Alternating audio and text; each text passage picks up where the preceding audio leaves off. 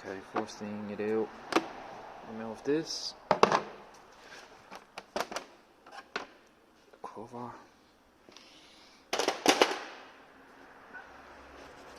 remove this, plugs in there,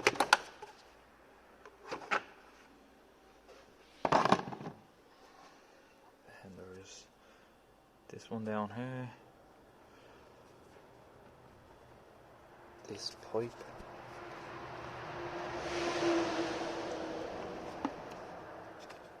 this connector,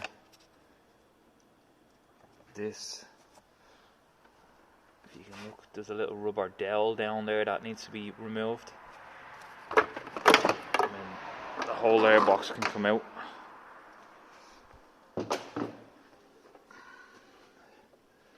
Then remove this pipe, can be just pushed out of the way.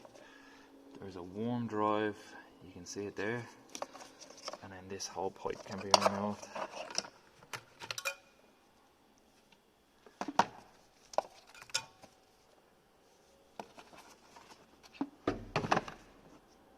Then this pipe here, difficult to see.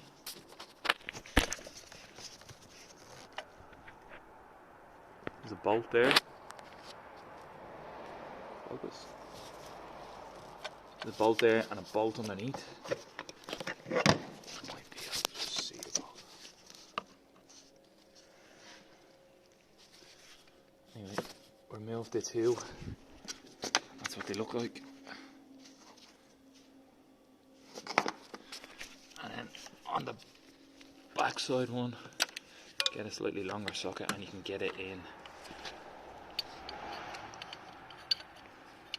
Get it in there from the back to get it. Then move over to the exhaust. Move this clamp here with an Allen key on the top, and then you might have to knock the clamp off to remove it. It's quite tight. There is a third in. You can just see the hole there, and that's what it looks like. Remove that. For the DPF, you're gonna have to move the DPF out of the way. And that's it for the top side. Take the wheel off and the undercover and this small cover here. Then you're getting into this. So there is a 10 nut there, take that off. And there's a 10 nut you'll see it, or bolt, sorry, there. And then remove the coolant pipe itself. So with the coolant pipe removed, you can pull this out of the way. You're going to lose a little, small bit of coolant. Not a big issue. Then remove the two 13s, which are on these studs here. You can just see the studs here, and the 13s on top there.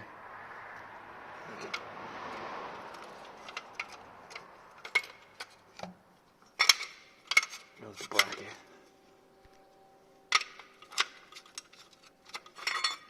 With the bracket, this bracket,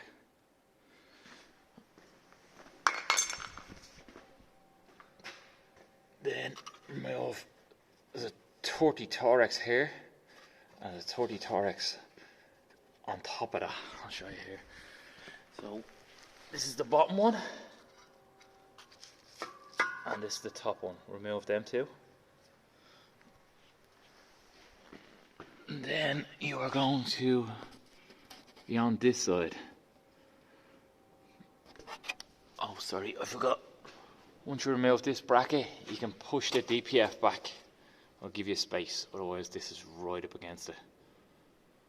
So with the DPF back and loose, you'll have the space to get in and get this 30 Torex here. This one. And the top one. You will also need to remove this 27 nut and this 17 banjo bolt, the two of them.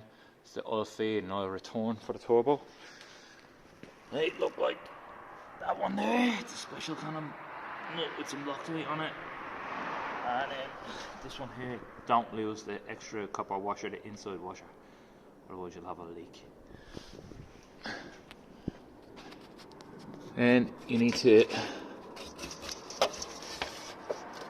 remove this 30 Torex, that was the pipe from the top, comes down, that's his mate.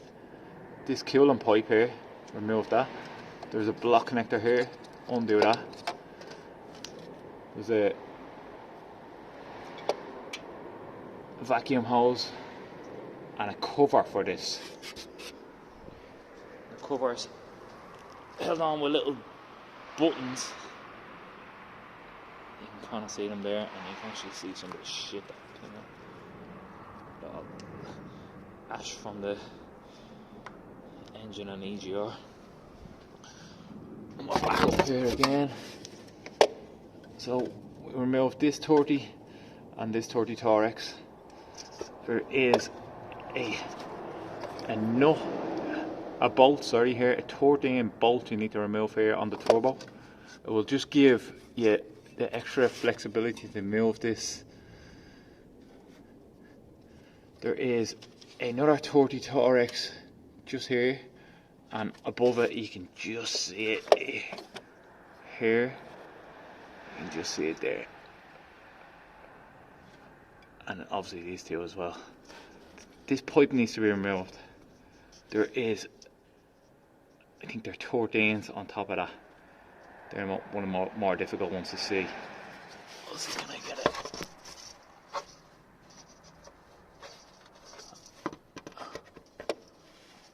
Sorry for this shaky Stevens part here.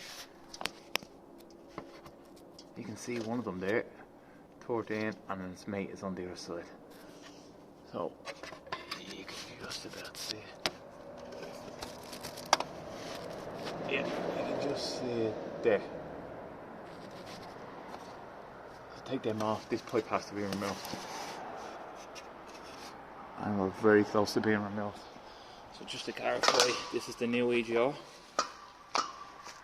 So this is a holding bracket, 30 Torex.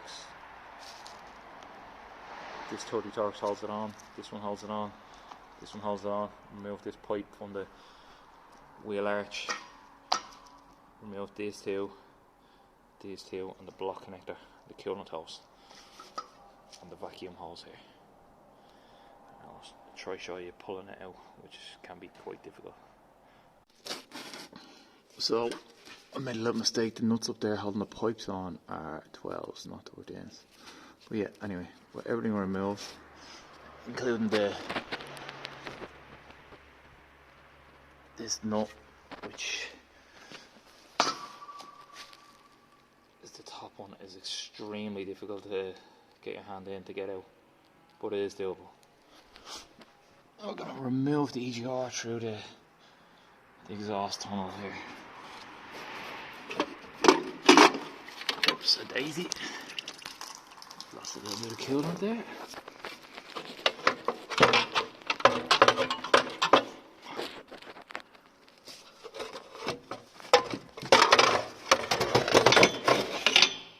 Oh yeah.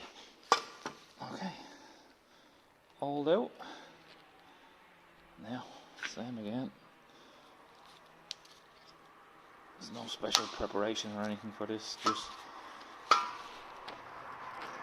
you can kind of see the hole that it came through. We're just going to squeeze this new one in.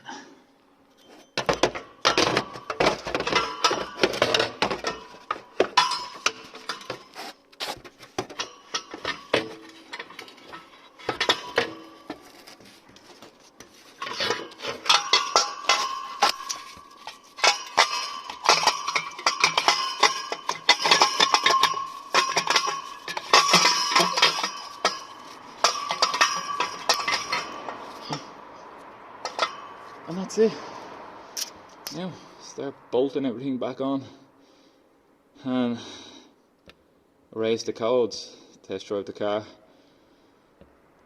Happy days.